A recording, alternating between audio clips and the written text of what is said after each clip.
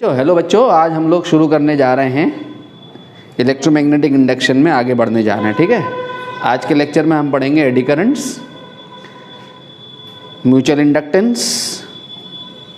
हो सकता है कि हम ट्रांसफार्मर भी यहीं पढ़ लें, क्योंकि ट्रांसफार्मर हालांकि हमने अगले चैप्टर में पढ़ना है, एसी में पढ़ना है, लेकिन चूंकि ट्रांसफार्मर म्यूचुअल इंडक्टेंस पे बेस्ड है और म्यूचुअल इंडक्टेंस हमें इसी चैप्टर में पढ़ना है, तो जो ट्रांसफार्मर जो डिवाइस है उसको मैं म्यूचुअल इंडक्टेंस के साथ ही यहीं पर पढ़ लेता हूँ, ज़्यादा बढ़िया रहेगा। उस पर एक आध न्यूमेरिकल भी कर लेंगे तो हमारे एसी की जो समस्या है वो यहाँ हल होने लगेगी। ठीक है, ठीक है। और उसके अलावा हम पढ़ेंगे यहाँ जनरेटर, अगर हमारे पास टाइम बचता है, वक्त बचता है हमारा, जब तक क्लास चल रही है, जो क्लास का ड्यूरेशन है उसमें जनरेटर, और हमारा बच रहा है एलसी ऑसिलेशंस। ठीक, एलसी ऑसिलेशंस। ठीक है, ऑसिलेशन पढ़े थे, एसएचएम पढ़ा था ना, हाँ वही एसएचएम पढ़ना है। कौन से सर्किट में एसएचएम पढ़ना है हमने? एलसी सर्किट में एसएचएम। किस सर्किट में? एलसी सर्किट में, इंडक्टर एंड कैपेसिटर। ठीक है, किस चीज़ का एसएचएम? इलेक्ट्रिक करंट और चार्ज का एसएचएम पढ़ना है। एलसी सर्किट में इलेक्ट्रिक करंट और चार्ज एसएचएम कर रहा होता है। ठीक है, तो ये सारी चीज़ें हमने पढ़नी है। तो यहाँ पे मैंने एडी करंट्स लिखा हुआ है। सबसे पहले इस एडी करंट्स को देख लें। आई होप ये सब ने नोट कर लिया होगा। ठीक है, नोट के लिए मैंने टाइम दिया है। अब अपने इन वाले बच्चों को समझा देते हैं। ठीक है, आपको समझाया नहीं, आपको भी समझा देते हैं। ठीक है, तो हमने क्या पढ़ा था इलेक्ट्रोमैग्नेटिक इंडक्शन में, ज़रा बताएं तो सही। ये ट्रैफिक ने बड़ा परेशान करा है यार, बहुत नाक में दम करा। हमने क्या पढ़ा था इलेक्ट्रोमैग्नेटिक इंडक्शन में? क्या है इलेक्ट्रोमैग्नेटिक इंडक्शन?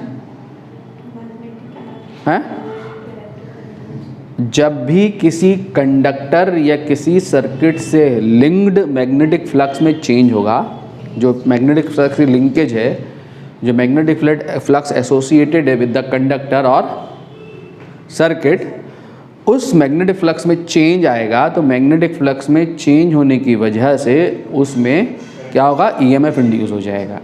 अगर सर्किट क्लोज है तो करंट इंड्यूस हो जाएगी। ठीक है, ये इलेक्ट्रोमैग्नेटिक इंडक्शन फिनोमेनन कहलाता है। फिर हमने फैराडे लॉ में इंड्यूस ईएमएफ पढ़ा था, E = -dφ/dt। ठीक है, इसी पे हमारी बात चल रही थी।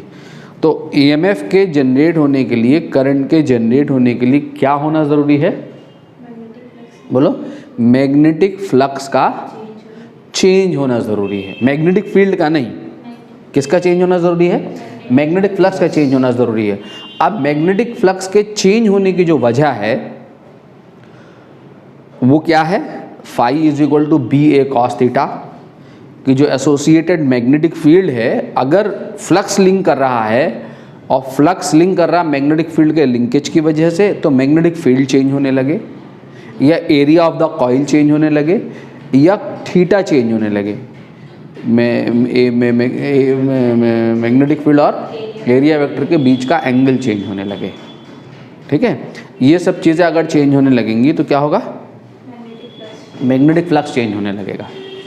ठीक है, और इस मैग्नेटिक फ्लक्स में चेंज की वजह से करंट इंड्यूस हो जाएगी। ये हमने पढ़ा है। वहाँ पे एक येलो कलर की फिजिक्स की बुक रखी है यहाँ पर, है FMQ की, वो उठा के लाओ। अब इसी बात को, इसी इलेक्ट्रोमैग्नेटिक इंडक्शन फिनोमिनन को, जो इलेक्ट्रोमैग्नेटिक इंडक्शन फिनोमिनन है, एक बल्क मेटालिक कंडक्टर के ऊपर लगाते हैं।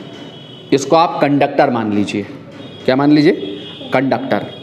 ये कंडक्टिंग प्लेट है, थिक प्लेट है कंडक्टिंग। ठीक है, ये थिक कंडक्टिंग प्लेट है, और थिकनेस बढ़ा दो इसकी। ठीक है, सॉलिड कंडक्टिंग मेटालिक प्लेट है। तो मेटल्स में लार्ज नंबर्स में क्या होते हैं बच्चों? फ्री इलेक्ट्रॉन्स होते हैं। किसी भी मेटालिक बॉडी में लार्ज नंबर में फ्री इलेक्ट्रॉन्स होते हैं। ठीक है, जब लार्ज नंबर में फ्री इलेक्ट्रॉन्स होते हैं, तो अगर इस बल्क मेटालिक कंडक्टर से जो एसोसिएटेड मैग्नेटिक फ्लक्स है उसमें चेंज होने लगे। ठीक है, अभी हमने क्या पढ़ा था? अभी हमने जो एग्जाम्पल लेंज लॉ में किए थे बहुत सारे, उन एग्जाम्पल्स में हमने सिंपली एक लूप ली थी, एक मेटालिक लूप ली थी, मेटालिक वायर्ड लूप ली थी, और उस वायर्ड लूप से एसोसिएटेड फ्लक्स में चेंज कराया था, तो उस वायर लूप में करंट फ्लो कर रही थी। अभी हमने ये सारे केसेस लिए थे। अब हम ले रहे हैं बल्क मेटालिक कंडक्टर। जैसे ये बोर्ड को पूरा बल्क मेटालिक कंडक्टर अज्यूम कर लो, या इसको एज्यूम कर लो ये बल्क मेटालिक कंडक्टर है, तो इसमें लार्ज क्वांटिटी में फ्री इलेक्ट्रॉन्स हैं। जब लार्ज क्वांटिटी में फ्री इलेक्ट्रॉन्स हैं और इससे लिंक जो मैग्नेटिक फ्लक्स है उसमें चेंज होने लगे। मैग्नेटिक फ्लक्स में चेंज कैसे हो सकता है कि इसको जो है इस मेटालिक प्लेट को मैग्नेटिक फील्ड में, ठीक है, मैग्नेटिक फील्ड से जैसे ये मोशन दिया हुआ ना है, मैग्नेटिक फील्ड से जब बाहर निकल रही होगी, ठीक है, मैग्नेटिक फील्ड में अंदर एंट्री कर रही है, देखो वेलोसिटी ये, तो फ्लक्स इससे मेटालिक बल्क मेटालिक पीस से फ्लक्स इंक्रीज करेगा। और जब ये देखो बाहर निकल रही होगी, ये बाहर निकल रही है ना प्लेट, तो इससे एसोसिएटेड फ्लक्स डिक्रीज करेगा। मैग्नेटिक फील्ड मैंने इन्वर्ट दिखाई है, ठीक है। तो अगर इससे बल्क मेटालिक पीस से मैग्नेटिक फ्लक्स में चेंज आने लगे, तो मैग्नेटिक फ्लक्स में चेंज आने की वजह से क्या होता है, चूंकि इसमें वॉल्यूम में लार्ज क्वांटिटी में फ्री इलेक्ट्रॉन्स हैं, ठीक है, तो due to the change in magnetic flux इस बल्क मेटालिक कंडक्टर के अंदर जगह जगह पूरे वॉल्यूम में इलेक्ट्रॉन्स जो हैं वो चर्न अप करने लगते हैं due to the change in magnetic flux. एक सर्कुलेटिंग करंट सेटअप हो जाती हैं, इलेक्ट्रॉन्स चर्न अप करने लगते हैं, ऐसे घूमने लगते हैं जैसे कि आपके वॉशिंग मशीन में पानी घूमता नहीं, वॉशिंग मशीन में पानी की चर्निंग देखिए, ठीक है, उसे व्हर्लपूल का एडीज कहते हैं, उसे क्या कहते हैं, एडीज ऑफ वाटर कहते हैं। पानी का जो भंवर है, देखा आपने, एक भंवर प्रोड्यूस होता है, नदी गहरी हो तो वहाँ भंवर प्रोड्यूस होता है, पानी घूमने लगता है, एक जगह चर्न अप होने लगता है पानी। पुराने ज़माने की पिक्चरों में बहुत दिखाया जाता था, जब हीरो मुसीबत में होता था, ठीक है, तो भंवर पे बैठता हुआ आता हुआ और उसे भंवर अंदर को डुबो देता था, ठीक है। ये इमेजिनेशन होता था पुराने ज़माने की मूवी में डायरेक्टर्स का। इसका मतलब हीरो बहुत परेशान है, इतना परेशान है कि डायरेक्टर दिखा रहा है कि वो भंवर में फंस गया है और भंवर घुमाते घुमाते घुमाते घुमाते उसे अंदर ले गया, ख़त्म हीरो। अचानक हीरो उठ के बैठता था, सपना आ रहा होता था उसे, ठीक है। वो एडीज़ की बात कर रहे हैं, उन्हें कहते हैं एडीज़ ऑफ वाटर। क्या? Aedes of water. जब वाटर चर्न अप करने लगे, जैसे आपके वॉशिंग मशीन में चर्न अप करता है, उसे व्हर्लपूल भी कहते हैं। क्या कहते हैं? व्हर्लपूल, ठीक है। तो ये जो एडीज़, इसी तरीके से जब किसी भी बल्क मेटालिक कंडक्टर से मैग्नेटिक फ्लक्स में चेंज होता है, तो मैग्नेटिक फ्लक्स में चेंज होने की वजह से क्या होता है कि इलेक्ट्रॉन्स छोटी छोटी लूप्स में जगह जगह वॉल्यूम में इलेक्ट्रॉन चर्न अप करने लगते हैं, इलेक्ट्रॉन्स की चर्निंग होने लगती है, जैसे कि they are caught in the eddies of water, circulate करने लगते हैं बहुत तेज़ी से। बहुत सारी लूप बन जाती हैं जगह जगह, पूरे वॉल्यूम में एक लूप नहीं बनती, ठीक है। लोकली बहुत सारी लूप्स जनरेट हो जाती हैं, इलेक्ट्रॉन चर्न अप करने लगते हैं। अगर यहाँ इससे मैग्नेटिक फ्लक्स ऐसे लिंक कर रहा है, ऐसे मैग्नेटिक फ्लक्स इधर को लिंक कर रहा है और फ्लक्स इंक्रीज करने लगे, तो कहाँ फ्लक्स इंक्रीज कर रहा है? अंदर को जब फ्लक्स इंक्रीज कर रहा है तो करंट कहाँ को जनरेट होगी? करंट कैसे जनरेट होगी? ऐसे जनरेट होगी, ठीक है। और फ्री इलेक्ट्रॉन्स का मूवमेंट कहाँ होता है? करंट के मूवमेंट के अपोजिट। तो इलेक्ट्रॉन कैसे चर्न अप होंगे? अपोजिट डायरेक्शन में। तो जगह जगह लूप में इलेक्ट्रॉन ऐसे चर्न अप होने लगेंगे, ये चर्न अप होने लगेंगे वॉल्यूम के अंदर, ऐसे चर्न अप होने लगेंगे क्लॉकवाइज डायरेक्शन में। तो रिजल्टिंग एक एंटी क्लॉकवाइज करंट जनरेट होगी, ठीक है। जब एंटी क्लॉकवाइज करंट जनरेट होगी, ठीक है, तो इस करंट का मैग्नीट्यूड बहुत ज़्यादा हाई होता है, और बहुत ज़्यादा हाई होने की वजह से कंडक्टर का रेजिस्टेंस तो लो है, मैग्नीट्यूड ऑफ द करंट बहुत ज़्यादा हाई है। तो ये करंट क्या करती है? इस कंडक्टर को हिट अप करती है, ठीक है। पावर लॉस होता है ना, P = I²R। जब करंट का मैग्नीट्यूड बहुत हाई होगा तो I² इफेक्ट और ज़्यादा बढ़ जाएगा, ठीक है, I²R, ठीक है। तो ये क्या करती हैं? Often hit up the conductors को हिट अप करती हैं। इन करंट्स को हम एडी करंट्स कहते हैं। तो एडी करंट भी कैसे जनरेट हो रही हैं? मैग्नेटिक फ्लक्स में, बल्क मेटालिक कंडक्टर से एसोसिएटेड मैग्नेटिक फ्लक्स में चेंज आने की वजह से जो करंट इंड्यूस हो रही है। किस वजह से इंड्यूस हो रही है करंट? बल्क मेटालिक कंडक्टर में इलेक्ट्रॉन्स की एडीज फॉर्म होने की वजह से ये करंट जनरेट हो रही है, इसलिए इस करंट को हम क्या कह रहे हैं? एडी करंट कह रहे हैं। तो अल्टीमेटली ये जो करंट है वो क्या है? इंड्यूस करंट ही है। देखो, हम पढ़ रहे हैं इलेक्ट्रोमैग्नेटिक इंडक्शन। इलेक्ट्रोमैग्नेटिक इंडक्शन की जो हमने थीम पढ़ी थी एकदम शुरू में, कि इंड्यूस ईएमएफ या करंट इंड्यूस तभी होगी जब मैग्नेटिक फ्लक्स में चेंज होगा। तो this chapter is all about the change in magnetic flux associated with the conductor, हर जगह पर। हम म्यूचुअल इंडक्टेंस पढ़ रहे हों या सेल्फ इंडक्टेंस पढ़ रहे हों या हम ट्रांसफार्मर पढ़ रहे हों या हम जनरेटर पढ़ रहे हों, हम कुछ भी डिवाइस पढ़ रहे हैं, इसका एप्लीकेशन पढ़ रहे हैं या हम कोई और चीज़ पढ़ रहे हैं, तो सबके साथ एक ही थीम है। एडी करंट पढ़ रहे हैं या कुछ भी पढ़ रहे हैं, सबकी थीम एक ही है कि क्या, कि एसोसिएटेड कंडक्टर के साथ मैग्नेटिक फ्लक्स में क्या चेंज का होना ही यहाँ सारे कार्यक्रम करेगा। ठीक है, इतनी बात मोटी मोटी समझ में आ जाए। ठीक है, तो यही एडी करंट्स हैं। यहाँ पे ये सब कुछ लिखा हुआ मैंने, ठीक है, लिख तो सकता नहीं, वीडियो लेक्चर बनना है इसलिए बोल नहीं सकता, इसलिए लिख के सारा काम होता है यहाँ है। क्या eddy current? When a changing magnetic field is applied, field की जगह चेंजिंग मैग्नेटिक फ्लक्स ले लें। क्या? When a changing magnetic flux, changing magnetic flux, ठीक है, is applied to a bulk piece of conducting material, ठीक है, bulk piece of conducting material, circulating current, ये जो सर्कुलेटिंग इलेक्ट्रॉन्स है, जो सर्कुलेटिंग इलेक्ट्रॉन्स है वही एडीज हैं। Circulating current called eddy currents are introduced in the material. तो मटीरियल में जो है, कंडक्टिंग मटीरियल में एडी करंट इंट्रोड्यूस हो जाती हैं। किस वजह से? Due to the change in magnetic flux. इतना तो लिख सकते हो ना, कोई ऐसी बड़ी लंबी चौड़ी चीज तो है नहीं। बिकॉज, अब आगे इस कहानी क्या है, because the resistance of conductor is usually low, conductor का रेजिस्टेंस तो लो है, but eddy current often have large magnitudes. Eddy current का मैग्नीट्यूड बहुत ज्यादा लार्ज होता है and hit up the conductors. तो ये कंडक्टर को क्या करती हैं? हिट अप कर देती हैं।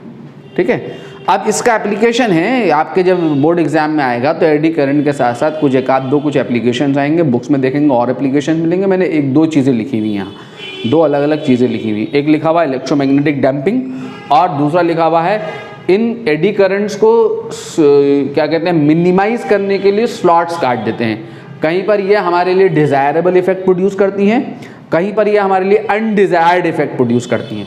जहाँ पर हमने इनको रिड्यूस करना होता है, हमारा अनडिज़ायर्ड इफेक्ट प्रोड्यूस कर रही हैं, जहाँ हमें ये नुकसान पहुँचा रही हैं, इनको मिनिमाइज करने के लिए हम ये जो कंडक्टर, बल्क कंडक्टर ना लेके, देखो ये कटा हुआ कंघे नुमा शेप है ना, कंगा कॉम जैसा कंडक्टर बना दिया, तो ऐसे स्लॉट्स काट देते हैं ताकि एडी करंट जो है वो क्या हो जाए, मिनिमाइज हो जाए। तो इनको मिनिमाइज किया जा सकता है, ज़ीरो नहीं किया जा सकता है। जहाँ पर इनका हमारे लिए एडवांटेज है वहाँ पर हमें स्लॉट्स काटने की ज़रूरत नहीं है। जैसे इलेक्ट्रोमैग्नेटिक डैम्पिंग एक एग्जाम्पल दिया हुआ। डैम्पिंग मतलब क्या होता है? स्लो डाउन करना। क्या करना? स्लो डाउन करना। तो इलेक्ट्रोमैग्नेटिक ब्रेकिंग में यूज़ करते हैं। ठीक है, ब्रेकिंग में यूज़ करते हैं इलेक्ट्रोमैग्नेटिक डैम्पिंग, इसे कहते हैं स्लो डाउन करने में। स्लो डाउन करने में कैसे यूज़ करते हैं? इस इलेक्ट्रोमैग्नेटिक डैम्पिंग का एग्जांपल आपको ये, उसने एक मेटल सस्पेंड करके, एक देखो bulk piece of metallic conductor को सस्पेंड करके इस मैग्नेटिक फील्ड में, ठीक है, इसको ऑसिलेट करा के इस पर डैम्पिंग दिखाई है। इलेक्ट्रोमैग्नेटिक डैम्पिंग समझाने की कोशिश की है। कैसे इलेक्ट्रोमैग्नेटिक डैम्पिंग काम कर रही है? जब ये कंडक्टर मैग्नेटिक फील्ड के अंदर एंट्री करेगा, ठीक है, जब ये कंडक्टर मैग्नेटिक फील्ड के अंदर एंट्री करेगा तो इससे एसोसिएटेड फ्लक्स बढ़ेगा। कहाँ को बढ़ रहा है फ्लक्स? इनवर्ड। ठीक है, जब इनवर्ड फ्लक्स बढ़ रहा है, ठीक है, तो ये कॉइल क्या करेगी, ये बल्क मेटालिक कंडक्टर क्या करेगा? फ्लक्स के बढ़ने का अपोज करेगा। ठीक है, फ्लक्स के बढ़ने का अपोज कैसे होगा? हैं, फ्लक्स के बढ़ने का अपोज कैसे होगा? उस वजह का अपोज करा के जिस वजह से फ्लक्स बढ़ रहा है। फ्लक्स किस वजह से बढ़ रहा है आखिर? कंडक्टर के अंदर आने की वजह से। ठीक है, कंडक्टर के अंदर आने की वजह से। ठीक है, तो करंट इंड्यूस होगी उसमें, और जब करंट इंड्यूस होगी तो उस करंट इंड्यूस होने की वजह से क्या होगा? इसके ऊपर फोर्स डेवलप होगा मेटालिक कंडक्टर के ऊपर। वो फोर्स क्या करेगा? वो फोर्स क्या करेगा? इसके मोशन का अपोज करेगा। ठीक है, फोर्स मोशन का अपोज कब करता है? जब वो वेलोसिटी के अपोजिट एक्ट करता है। ठीक है, तो कंडक्टर की वेलोसिटी अंदर को होगी, फोर्स अपोजिट करेगा, अपोजिट लगेगा, तो ये फोर्स जो होगा इस वेलोसिटी को क्या करेगा? स्लो डाउन करेगा। ठीक है, तो डैम्पिंग हो रही है, देखो मोशन डैम्प्ड हो रहा है, स्लो डाउन करेगा। ठीक है, मोशन स्लो डाउन होगा। ठीक है, करंट ऐसे फ्लो करेगी, ऐसे ही ना फ्लो करेगी, क्योंकि जब अंदर को आएगा तो फ्लक्स इनवर्ड बढ़ेगा। जब इनवर्ड फ्लक्स बढ़ेगा तो इंड्यूस फील्ड कहाँ आएगी? इसमें जो डेवलप होगी आउटवर्ड आएगी। ठीक है, तो ऐसे आउटवर्ड इंड्यूस फील्ड आएगी यूं। ठीक है। और जब कंडक्टर बाहर को निकल रहा होगा, तो जब बाहर को निकल रहा होगा तो फ्लक्स घटेगा, ठीक है। तो या इंड्यूस ईएमएफ जो होगा, या जो इसमें करंट जो इसमें जो एडी करंट प्रोड्यूस होगी, ठीक है, उस एडी करंट की वजह से जो फोर्स डेवलप होगा इसके ऊपर, ओ अजीबा सारा अर्तोगुल यहीं चला दो गया हैं।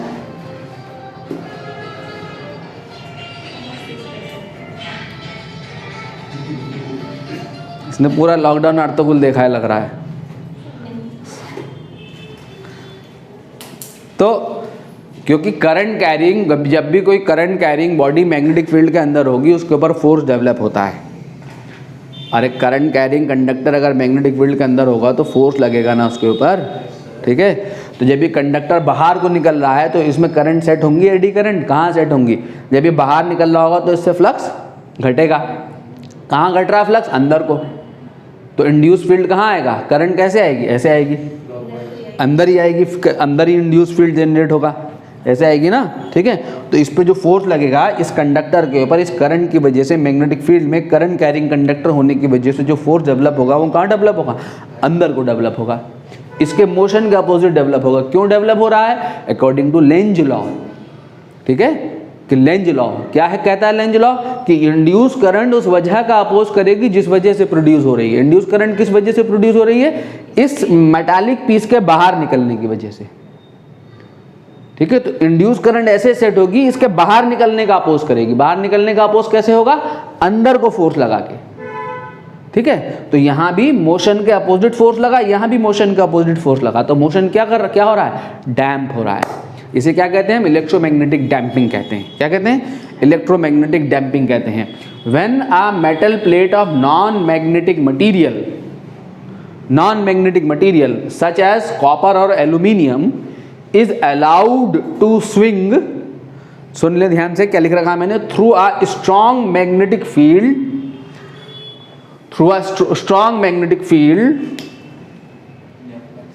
then in entering ENTERING, ये मीडिया बच्चों में लिख दूं, then in entering,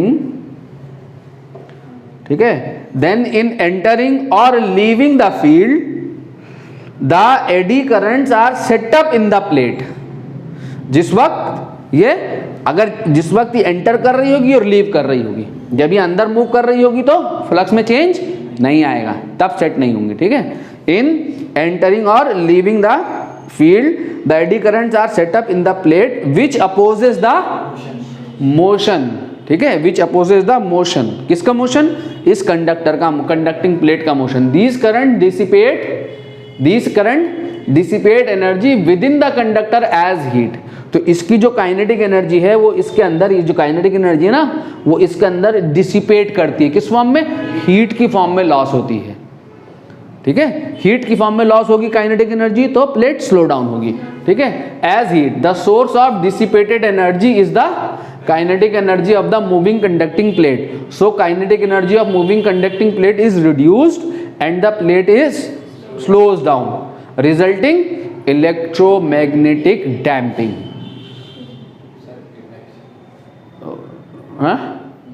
Electromagnetic damping.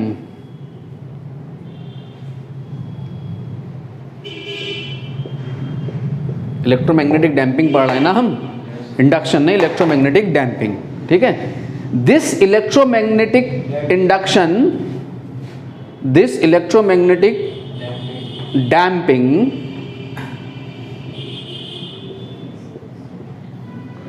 is used to damp the oscillations of galvanometer, ठीक है, oscillations of galvanometer coil और chemical balance and in braking electric train, ठीक है। इसका एप्लीकेशन कहाँ है, इसको कहाँ यूज करते हैं, यहाँ इसको यूज करते हैं, ठीक है। The heat produce by eddy currents in metals is use in cooking. घर में आजकल सबके इंडक्शन प्लेट है ना, इंडक्शन प्लेट के ऊपर रखते हैं, खाना बनने लगता है, ठीक है।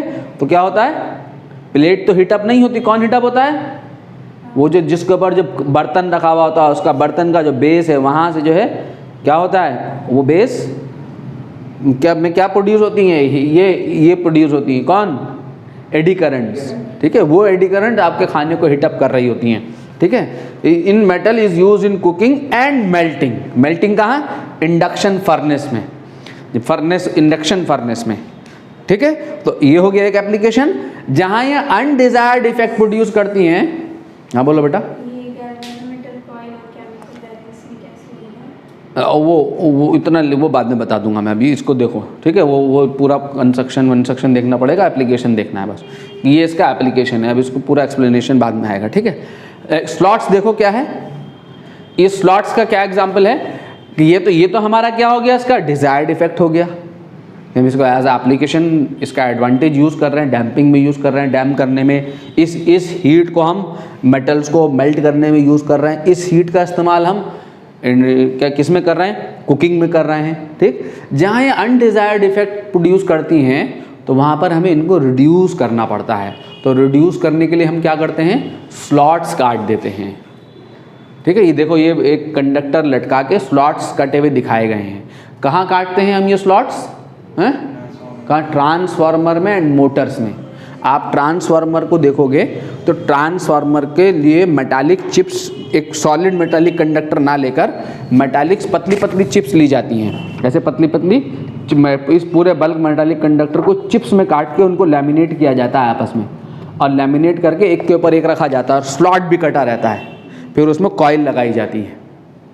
आप ट्रांसफार्मर देखोगे, सबके घर में ट्रांसफार्मर होता है, स्टेबलाइज़र में, और उसके अलावा जो है दुनिया भर के सर्किट्स हैं जिनमें होता है चार्जिंग, आपका जो चार्जर है उसमें भी होता है आपका ट्रांसफार्मर, सब जगह ट्रांसफार्मर है, ठीक है।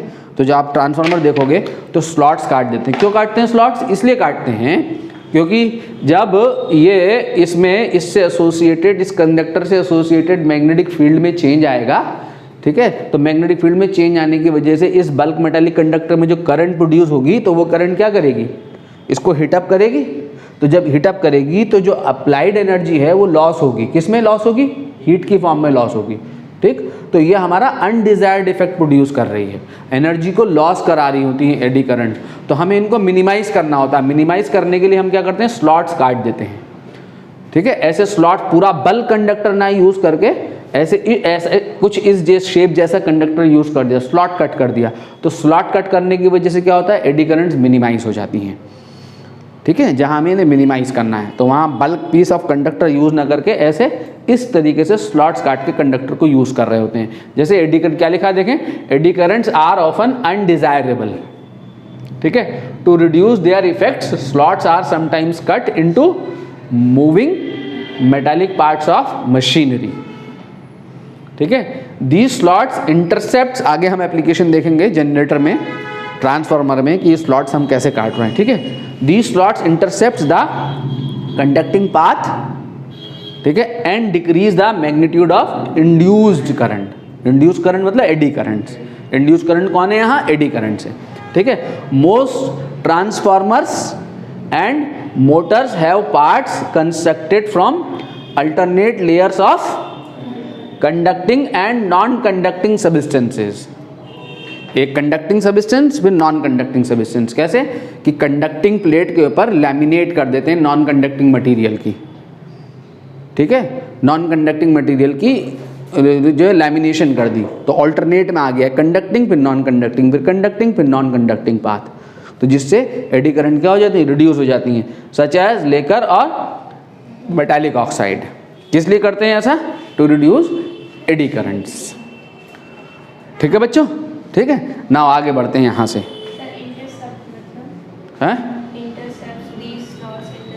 Intercepts the conducting path. Conducting path cut जाता है ना वहाँ से, कंडक्टिंग पाथ जो है ब्रेक हो रहा होता है। तो ये कंडक्टिंग पाथ की ब्रेक हो रहा होता है। जब स्लॉट्स काट देंगे, इंटरसेप्ट का मतलब कंडक्टिंग पाथ ब्रेक हो रहा है, जिसकी ब्रेक होने की वजह से एडी करंट क्या हो रही है, मिनिमाइज हो रही है। हाँ, जनरेटर बढ़ा दें तो इलेक्ट्रिक जनरेटर और डायनामो नेक्स्ट टॉपिक है हमारा। हैं आ रहे हैं, म्यूचुअल इंडक्टेंस पे भी आ रहे हैं। इलेक्ट्रिक जनरेटर और डायनामो।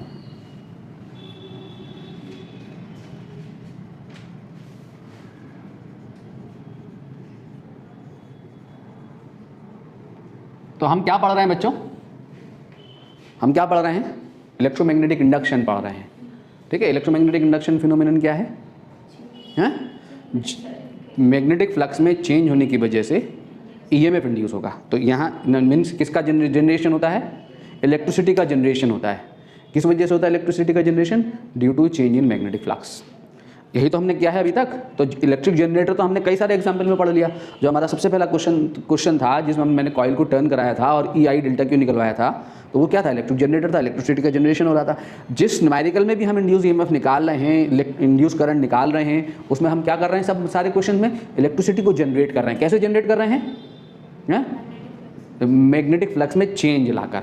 ठीक है, ठीक है। तो अब मैग्नेटिक फ्लक्स में चेंज आएंगे तो इलेक्ट्रिसिटी जनरेट होगी। कि जब भी किसी कंडक्टर या किसी सर्किट से एसोसिएटेड मैग्नेटिक फ्लक्स चेंज होगा तो वहाँ पर इलेक्ट्रिसिटी का जनरेशन होगा। ठीक है, इलेक्ट्रिक जनरेटर में और मैग्नेटिक फ्लक्स में चेंज, मैग्नेटिक फ्लक्स को चेंज करने का तरीका क्या है, मैग्नेटिक फ्लक्स क्या होता है हमारा, phi is equal to B A cos theta. ठीक है, ठीक। तो अब या तो मैं इसको चेंज करा दूँ तो फ्लक्स चेंज होने लगेगा एसोसिएटेड कंडक्टर से। ठीक है, या मैं इसको चेंज करा दूं तो फ्लक्स चेंज होने लगेगा एसोसिएटेड कंडक्टर से, या मैं इसको चेंज करा दूं, इसको कॉस थीटा वाले टर्म को। थीटा किसके बीच का एंगल है, एरिया वेक्टर और मैग्नेटिक फील्ड के बीच का एंगल है। तो इलेक्ट्रिक जनरेटर में हम किसको चेंज कराते हैं, इसी थीटा को चेंज कराते हैं। कैसे चेंज कराते हैं कि हमारे पास ये कॉइल है, ये कॉइल मैग्नेटिक फील्ड के अंदर रखी हुई होती है। ये कॉइल इस मैग्नेटिक फील्ड के अंदर रखी हुई होती है। दो परमानेंट मैग्नेट से, एक मैग्नेट यहाँ, एक मैग्नेट यहाँ। ठीक है, ये मैग्नेटिक फील्ड लाइंस इस डायरेक्शन में है। ठीक है, एरिया वेक्टर भी इसी डायरेक्शन में इनिशियली। तो मैग्नेटिक फील्ड और एरिया वेक्टर के बीच का एंगल कितना है, 0 डिग्री है। इस कॉइल को रोटेट करा देते हैं। ठीक है, अब इस कॉइल को रोटेट करा देते हैं। जब इस कॉइल को रोटेट कराया तो रोटेट कराने की वजह से थीटा लगातार चेंज होगा और लगातार चेंज होने की वजह से इसमें करंट इंड्यूस होती चली जाती है।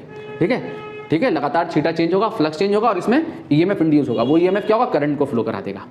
ठीक है, वो ईएमएफ क्या करेगा, करंट को फ्लो करा देगा। अब इसको रोटेट करने के लिए हम क्या करते हैं, इसको रोटेशन, ये मैकेनिकल एनर्जी है ना, ये कहाँ से आ रही होती है, ये एनर्जी कहाँ से ऑब्टेन करते हैं, कोयले को जलाते हैं टरबाइन के ऊपर, उसको इस कोयले से स्टीम को, वाटर को स्टीम में कन्वर्ट किया जाता है, फिर स्टीम के टेम्परेचर को बढ़ाया जाता है, फिर टरबाइन के ऊपर स्टीम को स्ट्राइक कराते हैं, टरबाइन के साथ ये कॉइल अटैच होती है। ठीक है, टरबाइन के ऊपर स्टीम आके हिट करती है, वो रोटेट करती है, जिसकी वजह से कॉइल रोटेट कर रही थी मैग्नेटिक फील्ड के अंदर। ठीक है, विंड मिल में इसको कैसे कौन रोटेट कराता है, जो फैन होता है, बड़ा सा जो फैन होता है ना, तो हवा से विंड जो है उसको क्या करती है, फैन को घुमाती है। ठीक है, उसके रोटेशन के साथ इस कॉइल का रोटेशन अटैच्ड होता है। हाइड्रो पावर प्लांट में क्या करते हैं, वो एच हाइट से वाटर को गिराते हैं टरबाइन के ऊपर। ठीक है, वाटर की पोटेंशियल एनर्जी इसको रोटेशन देती है। ठीक है, इसको रोटेशन देती है और ये मैग्नेटिक फील्ड के अंदर रखी हुई है, क्या प्रोड्यूस होती है, करंट प्रोड्यूस हो रही होती है। तो हमारे पास जो है सब प्रिंसिपल यहाँ पे वही है जो हम पढ़ते चले आ रहे हैं। ठीक है, तो लिखो दीज आर द मशीन्स, लिख लें, कुछ लिख लें बातें इसमें बच्चों के लिए। दीज आर, मेरे साथ लिखें, these are machines that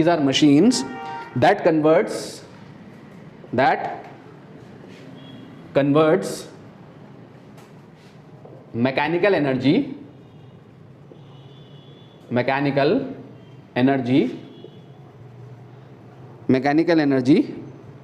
energy के ब्रैकेट में लिखो रोटेशनल काइनेटिक एनर्जी।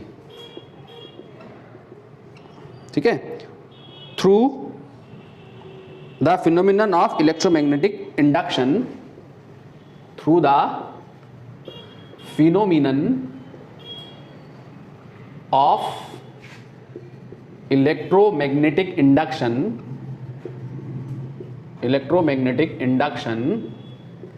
ठीक है, इनटू इलेक्ट्रिकल एनर्जी। ये इसका प्रिंसिपल हो गया। ठीक है, क्या हो गया इसका प्रिंसिपल, आप इसको प्रिंसिपल कह सकते हैं। These are machines that converts mechanical energy मतलब रोटेशनल काइनेटिक एनर्जी। किसकी रोटेशनल काइनेटिक एनर्जी, कॉइल की रोटेशनल काइनेटिक एनर्जी। ठीक है, these are machines that converts mechanical energy through क्या, through the phenomenon of electromagnetic induction into electrical energy. ठीक है, अब अगर आपसे कंस्ट्रक्शन का है तो कुछ 2-4-5 लाइनों में कंस्ट्रक्शन लिख लें। बहुत लिमिटेड लिखवा रहा हूं, जितना आपको बोर्ड में लिखना होगा, वरना बुक्स के हिसाब से तो बहुत सारा लिखना पड़ता है कंस्ट्रक्शन। ठीक है, लिखो कंस्ट्रक्शन में लिखो, these fundamentally consist of a coil, these fundamentally consist of a coil wound over a soft iron core. किसके ऊपर? सॉफ्ट आयरन का कोर इसमें यूज करते हैं, ठीक है, सॉफ्ट आयरन कोर इसमें यूज कर रहे होते हैं। Bound over a soft iron core. इस सॉफ्ट आयरन कोर को क्या कहते हैं? ब्रैकेट में लिखो आर्मेचर। क्या कहते हैं? आर्मेचर कहते हैं, ठीक है। Rotating in a magnetic field, armature rotating in a magnetic field. किसे कहते हैं आर्मेचर बच्चों? हैं? कौन से सॉफ्ट आयरन के कोर को? जिस सॉफ्ट आयरन के कोर पे कॉइल बाउंड होती है उसको आर्मेचर कहा जाता है। इस आर्मेचर को मैग्नेटिक फील्ड के अंदर रोटेट किया जाता है, ठीक है, rotating in a magnetic field. When the armature is revolved the magnetic flux linked with the coil changes. When the armature is revolved, when the armature is revolved, comma, magnetic flux linked with the coil, linked with the coil changes, ठीक है, magnetic flux linked with the coil changes, so an EMF induced in the coil. So an EMF is induced in the coil. बहुत आसान सी language में लिखा रहा हूँ, ठीक है, आप खुद से इसको पॉइंट बना के खुद से लिख सकते हो, ठीक है, बहुत इजी लैंग्वेज है। EMF is induced in the coil, ठीक। If the two ends of the coil rotate, if the two ends of the coil, if the two ends of the coil rotate in slip rings,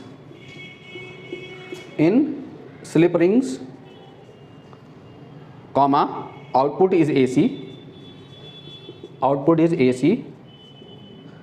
and if in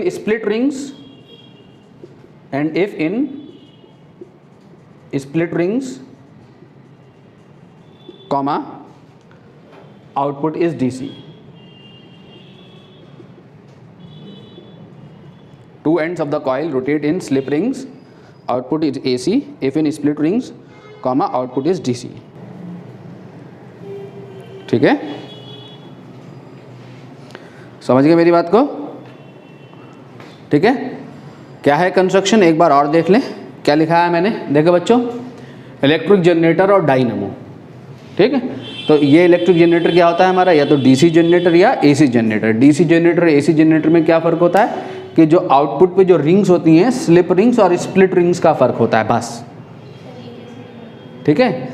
अगर slip rings हैं तो output AC होता है, और अगर split rings half rings होती हैं, गोल गोल rings होती हैं मेटालिक, अगर वो हाफ रिंग्स हैं तो आउटपुट क्या होता है, डीसी होता है। तो हमें एक्चुअली एसी जनरेटर को पढ़ना है यहाँ, ठीक है। मैंने दोनों बातें लिखा दी। अगर आउटपुट पे जो स्लिप रिंग्स हैं, अगर स्लिप रिंग्स हैं, कंप्लीट रिंग्स हैं, तो आउटपुट कैसा होगा, एसी, और स्प्लिट रिंग्स है तो आउटपुट कैसा होगा, है डीसी होगा, ठीक है। अब सुनो ध्यान से, क्या है generator? These are the machines, क्या है principle? These are the machine that converts mechanical energy through the phenomenon of electromagnetic induction into electrical energy. यही हम पढ़ रहे हैं शुरू से, यही हम पढ़ रहे हैं। इलेक्ट्रिसिटी का जनरेशन किससे? मैग्नेटिक फ्लक्स में चेंज आने की वजह से। यहाँ मैग्नेटिक फ्लक्स में चेंज कैसे आ रहा है, कैसे आ रहा है फ्लक्स में चेंज? कॉइल को रोटेट करा के। जब कॉइल को रोटेट करा रहे हैं तो मैकेनिकल एनर्जी किस में कन्वर्ट हो रही है? इलेक्ट्रिकल एनर्जी में कन्वर्ट हो रही है। तो this fundamentally consist of a क्या? कॉइल, ठीक है, bound over a soft iron core. So soft iron के ऊपर जो कॉइल को बाउंड करते हैं उसे क्या कहते हैं? आर्मेचर कहते हैं। यही आर्मेचर को रोटेट कराया जाता है, rotating in a magnetic field, ठीक है। When the armature is revolved, क्या होगा? आर्मेचर जब घूमता है तो क्या होता है? एसोसिएटेड मैग्नेटिक फ्लक्स कॉइल के साथ चेंज करता है। Magnetic flux linked with the coil changes, so an EMF is induced in the coil. अब जब आप ईएमएफ इंड्यूस हो गया, अब आपका आउटपुट एसी चाहिए या डीसी चाहिए, तो अब सामने जो हम इसके आउटपुट पे जो रिंग्स होती हैं कॉइल के, जो कॉइल होगी ना उसके दो एंड होंगे, जब करंट दो एंड पे आएगी ना, तो जो आउटपुट पे जो रिंग्स होती हैं, अगर वो रिंग स्लिप रिंग्स हैं तो आउटपुट कैसा मिलता है? AC। स्प्लिट रिंग्स हैं तो आउटपुट कैसा मिलता है? DC मिलता है। ठीक है, तो अब हमें यहाँ पर एक जनरेशन करना है। मान लिया इनिशियली t = 0 पे ये हमारी कॉइल है, तो ये क्या हो गया हमारा? बोलो जल्दी से। ये क्या है हमारा? इनिशियल पोजीशन है कॉइल की t = 0 पे। ठीक है, मैग्नेटिक फील्ड कहाँ है? मैग्नेटिक फील्ड ये है, ये मैग्नेटिक फील्ड इस डायरेक्शन में है। कॉइल को मैंने कैसे लिया है? Perpendicular to the board. ये आर्मेचर दिखाया गया है, ये इतनी थिक इसलिए दिखाई गई है कि बिकॉज इस पे सेवरल टर्न्स हैं, बहुत सारे टर्न्स हैं। ऐसे कॉइल है, ऐसे कॉइल दिखाई गई initial. This is the initial position of the coil. Coil is drawn perpendicular to the plane of the board. ठीक है, ऐसे कॉइल। और मैग्नेटिक फील्ड ऐसे है। Area vector initially, area vector कहाँ है? बोलो जल्दी से। एरिया वेक्टर है मैग्नेटिक फील्ड और मैग्नेटिक फील्ड की डायरेक्शन में n कैप। ठीक है, अब इस कॉइल को हम क्या करा रहे हैं? टर्न करा रहे हैं। कितने से? ठीक है, omega, constant angular velocity omega से कॉइल को टर्न कराया जाए। तो t = t पोजीशन पे, किसी टाइम t पे, तो किसी टाइम t पे ये कॉइल जो है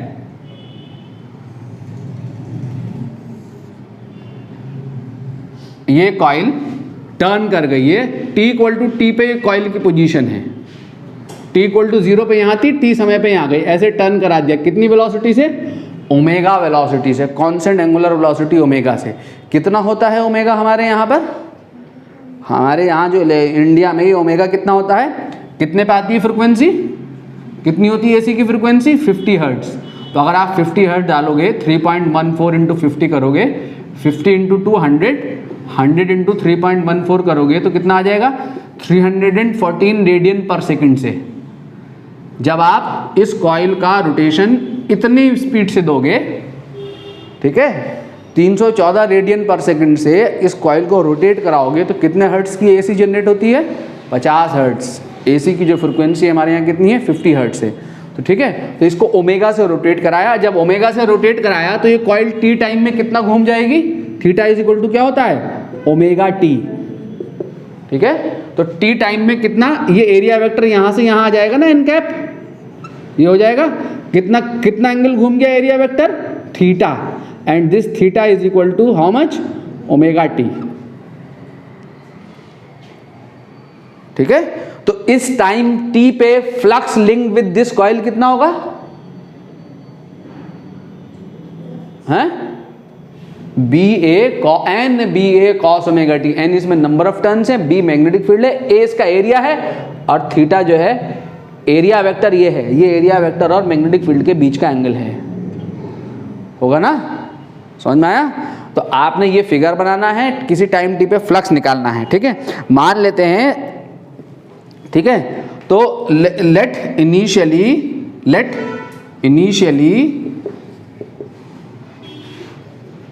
coil is placed perpendicular to the magnetic field। Coil कैसे रखी हुई है? Perpendicular to the magnetic field रखी हुई है। ये वाला ये इनिशियल पोजीशन हो गई। जब कॉइल मैग्नेटिक फील्ड के परपेंडिकुलर है तो एरिया वेक्टर और मैग्नेटिक फील्ड के बीच का एंगल कितना है? 0 डिग्री है। ठीक है, now magnetic flux link with the coil at time t। तो magnetic flux linked with coil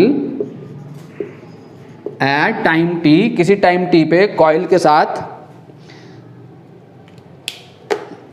linked with coil at any time t, किसी भी टाइम t पे कॉइल के साथ जो फ्लक्स की लिंकेज होगी वो क्या होगी? phi = NBA cos theta, and theta here क्या? Omega t। वेयर यहां लिखना होगा हमें n क्या है? Total number of turns in coil. एक टर्न नहीं होते हैं, सेवरल टर्न्स होते हैं। ठीक है आकिब? L क्या है? Total number of turns in a coil. ठीक है, B क्या है? Magnetic field, magnitude of magnetic field. ठीक है, A क्या है? Area of each turn. Coil के एक टर्न का एरिया है, और ओमेगा क्या है, uniform angular velocity of coil. Coil को यूनिफॉर्म एंगुलर वेलोसिटी दी है,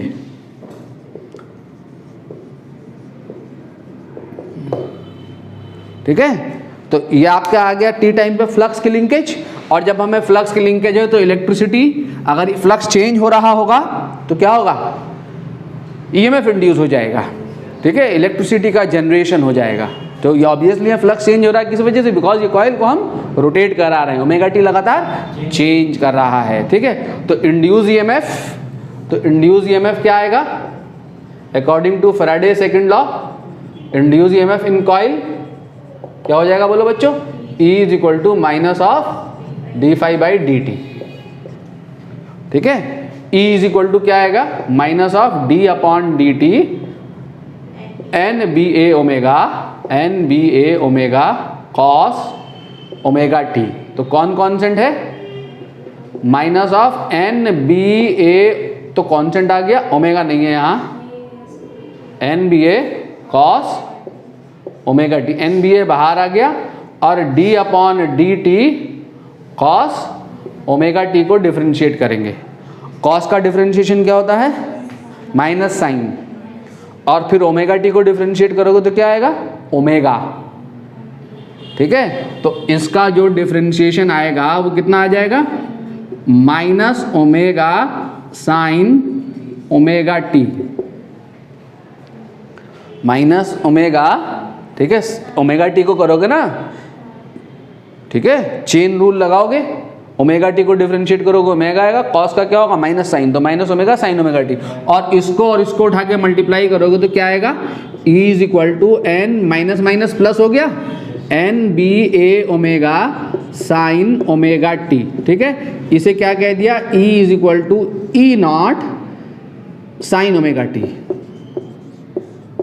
ये आपका ईएमएफ आ गया, ठीक है। कैसा ईएमएफ है ये, साइनोसॉइडल वेरिएशन, और साइनोसॉइडल वेरिएशन किसको बताता है, एसी को, ठीक है। तो ऑल्टरनेटिंग ईएमएफ जनरेट हो गया, ये ऑल्टरनेटिंग ईएमएफ है ना ये, ठीक है, sine omega t. Where E naught जो है क्या है, जरा बोलो तो सही, where E naught is equal to क्या है, N B A omega is क्या, मैक्सिमम और पीक वैल्यू, और पीक वैल्यू ऑफ ईएमएफ।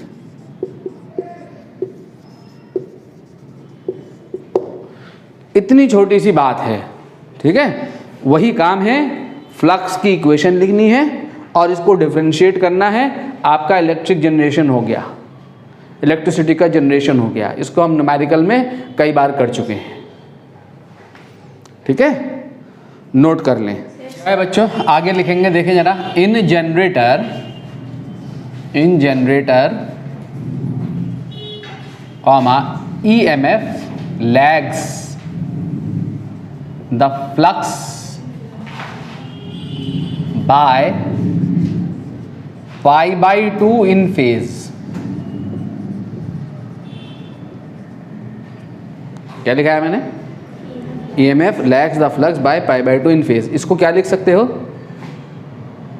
इसको साइन के टर्म में अगर लिखना हो तो इसको आप क्या लिख सकते हो, इस इक्वेशन को देखो, फ्लक्स की इक्वेशन को, इसको क्या लिख सकते हो, N B A sine omega t plus pi by 2, phi is equal to N B A cos omega T को मैं क्या लिख सकता हूँ, N B A sine omega t plus pi by 2, ठीक है। साइन 90 प्लस थीटा जो है वो क्या होता है, कॉस थीटा होता है। क्लियर हो गया।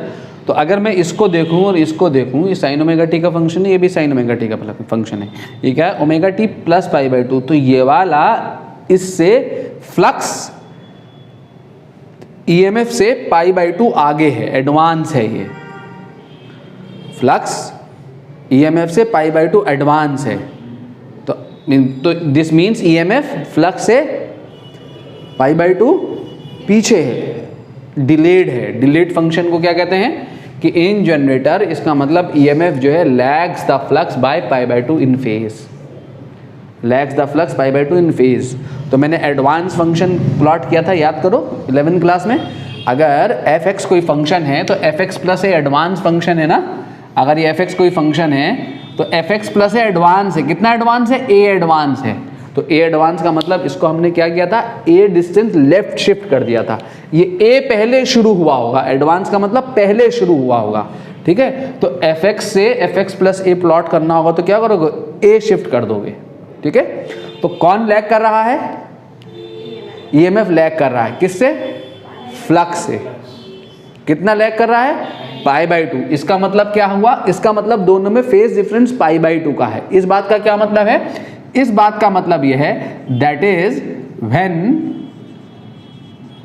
फ्लक्स इज मैक्सिमम, जब कॉइल से लिंक्ड फ्लक्स जो होगा वो क्या होगा, बोलो, मैक्सिमम होगा, कॉमा फ्लक्स मैक्सिमम होगा। फ्लक्स मैक्सिमम कब होगा, जब omega T, cos omega T की मैक्सिमम वैल्यू कितनी होती, 1 या -1। ईएमएफ तभी तो मैक्सिमम होगा, 1 या -1 में मैक्सिमम होगा फ्लक्स, ठीक है। या 1 ले लो, 1 ले लो, फ्लक्स मैक्सिमम होगा। ओमेगा टी 1 कब होगा, ये 1 कब होगा, जब ओमेगा टी क्या होगा, 0। और जब ये ओमेगा टी यहाँ 0 रखोगे तो साइन 0 क्या आएगा, 0। यानी जब फ्लक्स मैक्सिमम होगा तो ईएमएफ 0 होगा, ठीक है। When flux is maximum comma EMF is 0, यानी जिस समय कॉइल से मैक्सिमम फ्लक्स पास कर रहा होगा उस समय ईएमएफ इंड्यूस जो होगा वो क्या होगा, 0 होगा। एंड व्हेन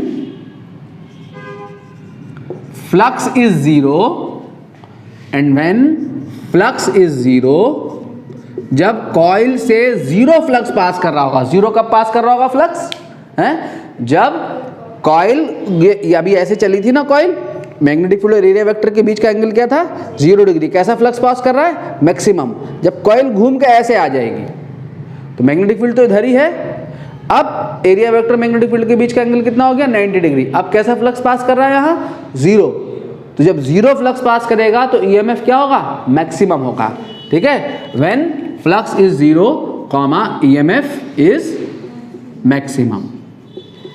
इस सिचुएशन को पूरी एक साइकिल के लिए एनसीईआरटी ने आपके लिए प्लॉट करके दिखाया है वेव फॉर्म की शक्ल में। तो इस सिचुएशन को अगर मैं वेव फॉर्म में ले लूं, एनसीईआरटी ने सिर्फ ये ईएमएफ लिया है, ठीक है। मैं ईएमएफ और फ्लक्स दोनों से यहाँ को उस डायग्राम को, अगर एनसीईआरटी के उस डायग्राम को यहाँ दिखाऊं, ठीक है, तो वो क्या है डायग्राम, जरा देखें बच्चों। हमारे पास कौन सा है फंक्शन, क्या है flux, NBA cos omega T, cosine function. Cosine function कैसे मिलता है, साइन फंक्शन को π/2 लेफ्ट शिफ्ट करके, ठीक है, ऐसे कोसाइन फंक्शन मिलता है। तो मैं यहाँ पे प्लॉट कर रहा हूँ फ्लक्स और ईएमएफ दोनों, देखिए जरा ध्यान से। आपका फ्लक्स क्या है, ये है आपका NBA maximum value of flux, और ये क्या है आपका -NBA। तो आपका जो फ्लक्स है वो ये है, एक साइकिल के लिए प्लॉट कर रहा हूं, ये आपके फ्लक्स की एक साइकिल है, ठीक है। NBA this is the flux, ठीक है, ये आपका फ्लक्स हो गया, ठीक। नाउ इंड्यूस ईएमएफ को मैं प्लॉट करूंगा तो देखो यहां से ये क्या है, ये इंड्यूस ईएमएफ कहां से पास कर रहा है, फ्लक्स कहां से पास कर रहा है, 0 से। यहां पे फ्लक्स 0 है, यहां पे फ्लक्स मैक्सिमम है, ठीक है। अब आपको इंड्यूस ईएमएफ क्या मिला है, साइन फंक्शन मिला है ना। अरे इंड्यूस जो ईएमएफ जो है वो किसका फंक्शन मिला है आपको, साइन का फंक्शन मिला है। देखो जरा ध्यान से, एक साइकिल के लिए प्लॉट कर रहा हूं, तो अब आप इंड्यूस ईएमएफ प्लॉट करोगे यहां, ये ओमेगा टी सपोज, ये ओमेगा टी सपोज, ठीक है। तो अब आपका जो है यहां पर ये क्या है, NBA omega, peak value of EMF, और ये क्या है -NBA ओमेगा, ठीक है। ये आपका इंड्यूस ईएमएफ है, या यू कैन से E0 और -E0, ठीक है। तो आपका इंड्यूस ईएमएफ क्या है जरा देखें, जब फ्लक्स 0 है, मैक्सिमम है, तो ईएमएफ क्या होगा, 0। तो आपका ऐसे आपको मिलेगी, क्या मिलेगी, कौन सी वेव मिलेगी,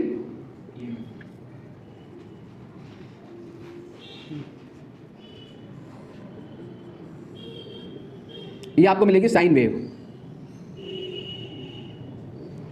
ठीक है, ये आपको साइन वेव मिलेगी, ठीक है। यहां पे ओमेगा टी है, तो यहां पे क्या क्या एनसीईआरटी ने देखो 4 सिचुएशन में, 1 यहां पे फिगर प्लॉट किया है इसका, यहां पे क्या है देखो, यहां से शुरू हुए थे ना T = 0 पे, यहां पे जो आपकी कॉइल है, यहां पे ये आपकी कॉइल ऐसे है, ये कॉइल है, ये एरिया, ये मैग्नेटिक फील्ड है, और ये एरिया वेक्टर है। कैसा फ्लक्स पास कर रहा है यहां, मैक्सिमम फ्लक्स पास कर रहा है, ठीक है। जब मैक्सिमम फ्लक्स पास कर रहा है तो इंड्यूस ईएमएफ क्या है, 0, ठीक है। फिर यहां पे इस कॉइल को अब मैं यहां प्लॉट कर दूं, यहां इस कॉइल को यहाँ दिखाऊं, अब यहाँ पे ये कॉइल ऐसे आ गई, देखें जरा ध्यान से, ये कॉइल आपकी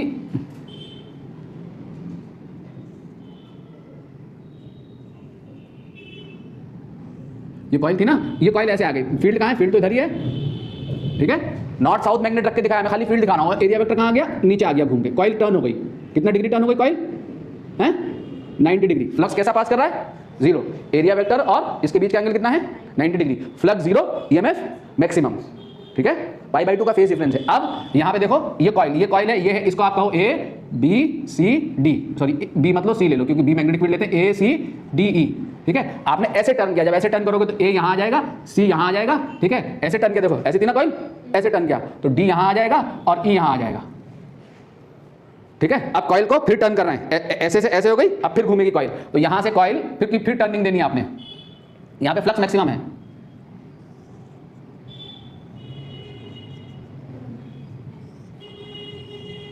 देखा ये आपकी कॉइल आ गई। अब ये नीचे कौन आ गया आपका ए सी, ऊपर कौन चला गया आपका डी ई, बी तो इधर ही है, बी का डायरेक्शन चेंज नहीं हो रही, एरिया वेक्टर कहां चला गया, इधर चला गया एन कैप, ठीक है। अब कैसा फ्लक्स पास कर रहा है, again maximum in opposite direction, negative flux, तो ईएमएफ क्या होगा जीरो, ठीक है। यहां से स्टार्ट हुई थी, अब जब यहां पहुंचोगे, जब यहां पहुंचोगे, ये यहां पे आओगे तो एरिया वेक्टर कहां चला गया, अब ऊपर एन कैप, फील्ड कहां आ गई, ये कैसा फ्लक्स पास कर रहा है बोलो, जीरो फ्लक्स पास कर रहा है, ईएमएफ क्या है अपोजिट डायरेक्शन में मैक्सिमम, ठीक है। और कॉइल वापस अब इसी स्टेट पे आ जाएगी, अब देखो ये वापस इसी स्टेट पे आ गई कॉइल, अब वापस यहीं आ गई, ये एन कैप और यहीं को बी, ठीक है, वही इनिशियल स्टेट, फिर स्टार्ट हो गया वहीं से, फिर यही साइकिल रिपीट होती चली जाती है। ऐसे 5 फेजेस में उसने दिखाया गया है डायग्राम एनसीईआरटी में। तो ये डायग्राम और ये एक्सप्लेनेशन, वो जनरेटर का जो कंस्ट्रक्शन है वो 10th में पढ़ा है आपने कि मैं स्प्लिटिंग जनरेटर बना के दिखाऊं, एनसीईआरटी में वो जनरेटर बना हुआ नहीं है, समझ रहे, तो ये डायग्राम बनाना है। अब इस डायग्राम को बनाने में ये बनाने की जरूरत नहीं है बोर्ड में, इतना ज़्यादा टाइम नहीं है हमारे पास। वो जो फ्लक्स और ईएमएफ का जो लिंकेज है हमने इस डायग्राम में दिखा दिया, एनसीईआरटी में फ्लक्स का डायग्राम नहीं दिया, ओनली इसका डायग्राम दिया, इस फ्लक्स को उसने यहाँ दिखाया है, ठीक है। इस बात को मैंने यहाँ लिख दिया है कि जब फ्लक्स मैक्सिमम होगा तो ईएमएफ जीरो होगा, और जब ईएमएफ जीरो होगा तो फ्लक्स क्या होगा, मैक्सिमम होगा, ठीक है। तो ये एसी जनरेट हो गया। जब देखो, जब ये वाली साइकिल होगी पॉजिटिव साइकिल, एसी का मतलब क्या, अल्टरनेटिंग करंट का मतलब जो सर्किट में अपनी डायरेक्शन को बदले, ये पॉजिटिव साइकिल कहलाती है, ये नेगेटिव साइकिल कहलाती है। तो पॉजिटिव साइकिल में करंट एक डायरेक्शन में फ्लो कर रही होगी, तो इस नेगेटिव साइकिल में करंट के नेगेटिव होने का मतलब क्या होगा, ईएमएफ के नेगेटिव होने का मतलब, ठीक है। तो वो इस साइकिल में कहां फ्लो करेगी, अपोजिट डायरेक्शन में फ्लो करेगी, ठीक है। तो अल्टरनेटिंग करंट सर्किट में अपनी डायरेक्शन को बदल रही होती है, अल्टरनेटिंग ईएमएफ सर्किट में अपनी डायरेक्शन को बदल रहा होता है। अभी ये पॉजिटिव साइकिल में एक डायरेक्शन है, तो नेगेटिव साइकिल में अपोजिट डायरेक्शन होगी, ठीक है।